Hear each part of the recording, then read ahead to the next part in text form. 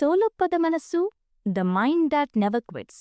ಜಗತ್ತು ನಿಮ್ಮನ್ನು ಸೋತವರು ಎಂದು ಕರೆಯುತ್ತಿರುವಾಗ ನಿಮ್ಮ ಒಳಗಿನ ಧ್ವನಿ ಮಾತ್ರ ಇನ್ನೂ ಮುಗಿದಿಲ್ಲ ಎಂದು ಹೇಳುತ್ತಿದ್ದರೆ ಈ ಕಥೆ ನಿಮಗಾಗಿ. ನಮಸ್ಕಾರ ಸ್ನೇಹಿತರೆ, ಎಕೋಸ್ ಆಫ್ ಇನ್ಸ್ಪಿರೇಷನ್ಗೆ ಆತ್ಮೀಯ ಸ್ವಾಗತ. ನಮ್ಮ ಜೀವನದಲ್ಲಿ ನಾವೆಲ್ಲರೂ ಯಾವುದೋ ಒಂದು ಹಂತದಲ್ಲಿ ಸೋಲುತ್ತೇವೆ, ಕುಸಿಯುತ್ತೇವೆ. ಆ ಕ್ಷಣದಲ್ಲಿ ನಮಗೆ ಬೇಕಿರುವುದು ಯಾರೂ ನೀಡುವ ಹಣವಲ್ಲ, ಬದಲಿಗೆ ನೀನು ಮಾಡಬಲ್ಲೆ ಎನ್ನುವ ಒಂದು ಸಣ್ಣ ಭರವಸೆ. ಇಂದಿನ ವಿಡಿಯೋದಲ್ಲಿ ನಾವು ಅಂತಹದ್ದೇ ಒಂದು ಅದ್ಭುತ ಜೀವನಗಾಥೆಯನ್ನು ನೋಡಲಿದ್ದೇವೆ. ಇದು ಕೇವಲ ಕಥೆಯಲ್ಲ, ಬದುಕುವ ದಾರಿ. ಈ ಕಥೆಯಲ್ಲಿ ನೀವು ಕಾಣುವ ಅಂಶಗಳು: ಹತಾಶೆಯ ನಡುವೆ ಭರವಸೆ, ಶೂನ್ಯದಿಂದ ಸಾಮ್ರಾಜ್ಯ ಕಟ್ಟುವ ಹಾದಿ, ಅವಮಾನವೇ ಇಂಧನ, ಟೀಕೆಗಳನ್ನು ಯಶಸ್ಸಿನ ಮೆಟ್ಟಿಲುಗಳನ್ನಾಗಿ ಮಾಡುವುದು ಹೇಗೆ, ಆತ್ಮವಿಶ್ವಾಸದ ಶಕ್ತಿ, ಕತ್ತಲೆಯಲ್ಲಿ ದಾರಿ ತೋರಿಸುವ ಒಳಗಿನ ದೀಪ, ರಾಘವನ ಹೋರಾಟ, ಶೂನ್ಯದಿಂದ ಶಿಖರದತ್ತ. ವಿಧಿಯ ಆಟ ವಿಚಿತ್ರವಾದುದು. ಕೆಲವೊಮ್ಮೆ ನಾವು ಅಂದುಕೊಂಡಿದ್ದಕ್ಕಿಂತ ಹೆಚ್ಚಾಗಿ ಬದುಕು ನಮ್ಮನ್ನು ಪರೀಕ್ಷಿಸುತ್ತದೆ.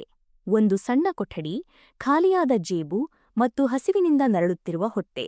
ಇವುಗಳ ನಡುವೆ ಒಬ್ಬ ಮನುಷ್ಯ ತನ್ನ ಕನಸನ್ನು ಹೇಗೆ ಜೀವಂತವಾಗಿಡಬಲ್ಲ?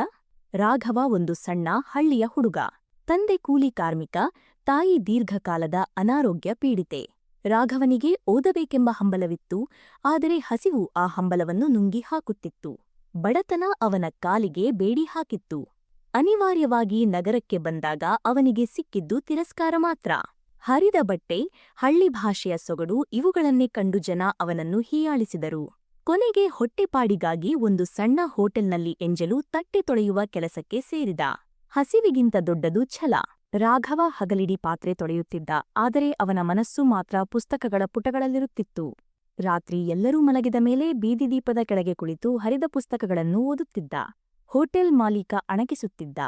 ಲೇ ರಾಘವ, ತಟ್ಟೆ ತೊಳೆಯು, ನಿನಗೆ ಈ ಓದು ಬರಹ ಯಾಕೆ? ನಿನ್ನ ಹಣೆಬರಹ ಇಷ್ಟೇ ಇರೋದು, ಸುಮ್ಮನೆ ಕೆಲಸ ಮಾಡು. ರಾಘವನ ಕಣ್ಣಲ್ಲಿ ನೀರು ತುಂಬುತ್ತಿತ್ತು, ಆದರೆ ಅವನು ಮೌನವಾಗಿಯೇ ಉತ್ತರಿಸುತ್ತಿದ್ದ. ಅವನು ಕೇವಲ ಬದುಕಲು ಕೆಲಸ ಮಾಡುತ್ತಿರಲಿಲ್ಲ, ತನ್ನ ಬದುಕನ್ನೇ ಬದಲಿಸಲು ಕಲಿಯುತ್ತಿದ್ದ. ಅಂದುಕೊಂಡಿದ್ದನ್ನು ಸಾಧಿಸಲು ಅವನು ನಿದ್ದೆಯನ್ನು ತ್ಯಜಿಸಿದ, ಅವಮಾನಗಳನ್ನು ನುಂಗಿಕೊಂಡ. ಒಂದು ತಿರುವು. ಒಂದು ದಿನ ಒಬ್ಬ ನಿವೃತ್ತ ಹಿರಿಯ ಅಧಿಕಾರಿ ಆ ಹೋಟೆಲ್ಗೆ ಬಂದರು. ಮೂಲೆಯಲ್ಲಿ ಕುಳಿತು ಗಣಿತದ ಲೆಕ್ಕ ಬಿಡಿಸುತ್ತಿದ್ದ ರಾಘವನನ್ನು ಕಂಡು ಅವರಿಗೆ ಆಶ್ಚರ್ಯವಾಯಿತು. ಅವನ ಕಣ್ಣಲ್ಲಿದ್ದ ಹಸಿವು ಕೇವಲ ಊಟಕ್ಕಲ್ಲ, ಜ್ಞಾನಕ್ಕಾಗಿ ಎಂದು ಅವರಿಗೆ ಅರಿವಾಯಿತು. ಅವರು ರಾಘವನಿಗೆ ಒಂದು ಹಳೆಯ ಲ್ಯಾಪ್ಟಾಪ್ ಮತ್ತು ಕೆಲವು ತಾಂತ್ರಿಕ ಪುಸ್ತಕಗಳನ್ನು ಉಡುಗೊರೆಯಾಗಿ ನೀಡಿದರು. ಅಲ್ಲಿಂದ ರಾಘವನ ಪಯಣದ ದಿಕ್ಕೇ ಬದಲಾಯಿತು. ಯೂಟ್ಯೂಬ್ ನೋಡಿ ಕೋಡಿಂಗ್ ಕಲಿತ, ಇಂಟರ್ನೆಟ್ ಕೆಫೆಗಳಲ್ಲಿ ಕುಳಿತು ಜ್ಞಾನ ಸಂಪಾದಿಸಿದ.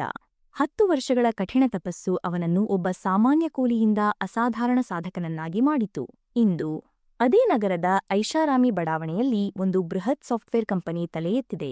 ಅದರ ಉದ್ಘಾಟನೆಯ ದಿನ ಸಾವಿರಾರು ಜನರ ನಡುವೆ ವೇದಿಕೆಯ ಮೇಲೆ ನಿಂತಿದ್ದ ವ್ಯಕ್ತಿ ಬೇರೆ ಯಾರೂ ಅಲ್ಲ, ಅದೇ ಹಳೆಯ ಹೋಟೆಲ್ನ ರಾಘವ. ಅಂದು ಅವನನ್ನು ಹೊರಹಾಕಿದ್ದ ಮಾಲೀಕ ಇಂದು ಅವನ ಕಂಪನಿಯಲ್ಲಿ ಕೆಲಸಕ್ಕಾಗಿ ಸಾಲಿನಲ್ಲಿ ನಿಂತಿದ್ದರು. ರಾಘವ ಸೋಲನ್ನು ಒಪ್ಪಿಕೊಂಡಿದ್ದರೆ ಇಂದು ಅದೇ ಹೋಟೆಲ್ನಲ್ಲಿ ಇರುತ್ತಿದ್ದ. ಆದರೆ ಅವನು ಸೋಲನ್ನು ಸೋಲಿಸಲು ನಿರ್ಧರಿಸಿದ್ದ. ಈ ಕಥೆಯಿಂದ ನಾವು ಕಲಿಯಬೇಕಾದ 3 ಅಮೂಲ್ಯ ಪಾಠಗಳು: ಪರಿಸ್ಥಿತಿ ನಿಮ್ಮ ಭವಿಷ್ಯವಲ್ಲ. ನೀವು ಎಲ್ಲಿ ಹುಟ್ಟಿದ್ದೀರಿ ಎಂಬುದು ಮುಖ್ಯವಲ್ಲ, ನೀವು ಎಲ್ಲಿಗೆ ತಲುಪಬೇಕೆಂದು ನಿರ್ಧರಿಸುತ್ತೀರಿ ಎಂಬುದು ಮುಖ್ಯ. ನಿಮ್ಮ ಇಂದಿನ ಬಡತನ ನಿಮ್ಮ ನಾಳೆಯ ಭವಿಷ್ಯವನ್ನು ನಿರ್ಧರಿಸುವುದಿಲ್ಲ. ಸತತ ಪ್ರಯತ್ನದ ಶಕ್ತಿ, ಕನ್ಸಿಸ್ಟೆನ್ಸಿ, ಸಣ್ಣ ಹನಿಗಳು ಹೇಗೆ ಕಲ್ಲನ್ನು ಕೊರೆಯುತ್ತವೆಯೋ ಹಾಗೆಯೇ ನಿಮ್ಮ ಸಣ್ಣ ಸಣ್ಣ ಪ್ರಯತ್ನಗಳು ಒಂದು ದಿನ ದೊಡ್ಡ ಯಶಸ್ಸನ್ನು ತರುತ್ತವೆ. ಜಗತ್ತು ನಿಮ್ಮನ್ನು ನಂಬದಿದ್ದರೂ ಪರವಾಗಿಲ್ಲ, ನಿಮ್ಮ ಮೇಲೆ ನಿಮಗೆ ನಂಬಿಕೆ ಇರಲಿ. ಮೌನವೇ ಶ್ರೇಷ್ಠ ಉತ್ತರ. ಜನ ಆಡುವ ಮಾತುಗಳಿಗೆ, ನೀಡುವ ಅವಮಾನಗಳಿಗೆ ಅರಚಾಡಿ ಉತ್ತರ ಕೊಡಬೇಡಿ. ನಿಮ್ಮ ಯಶಸ್ಸು ಕಿವಿಗೊಡುವಂತೆ ಸದ್ದು ಮಾಡಲಿ. ಸ್ನೇಹಿತರೆ, ರಾಘವನ ಕಥೆ ನಮಗೆ ಕಲಿಸುವುದು ಒಂದೇ: ಸೋಲು ಕೊನೆಯಲ್ಲ, ಅದು ಹೊಸ ಆರಂಭದ ಮುನ್ನುಡಿ. ಕಷ್ಟಗಳು ಬಂದಾಗ ಕುಗ್ಗಬೇಡಿ, ಅವು ನಿಮ್ಮನ್ನು ಕೆತ್ತಲು ಬಂದಿರುವ ಉಳಿಗಳು ಎಂದು ಭಾವಿಸಿ. ಈ ವಿಡಿಯೋ ನಿಮ್ಮಲ್ಲಿ ಸಣ್ಣ ಕಿಚ್ಚನ್ನು ಹಚ್ಚಿದ್ದರೆ ಅದನ್ನು ನಿಮ್ಮ 2 ಆತ್ಮೀಯ ಸ್ನೇಹಿತರೊಂದಿಗೆ ಹಂಚಿಕೊಳ್ಳಿ. ನಿಮ್ಮ ಅನಿಸಿಕೆಗಳನ್ನು ತಪ್ಪದೆ ಕಮೆಂಟ್ ಬಾಕ್ಸ್ನಲ್ಲಿ ತಿಳಿಸಿ. ಇಂತಹ ಮತ್ತಷ್ಟು ಸ್ಫೂರ್ತಿದಾಯಕ ಕಥೆಗಳಿಗಾಗಿ ನಮ್ಮ ಎಕೋಸ್ ಆಫ್ ಇನ್ಸ್ಪಿರೇಷನ್ ಚಾನೆಲ್ಗೆ ಸಬ್ಸ್ಕ್ರೈಬ್ ಆಗಿ. ನೆನಪಿಡಿ, ನಿಮ್ಮ ಯಶಸ್ಸು ನಿಮ್ಮ ಕೈಯಲ್ಲಿದೆ.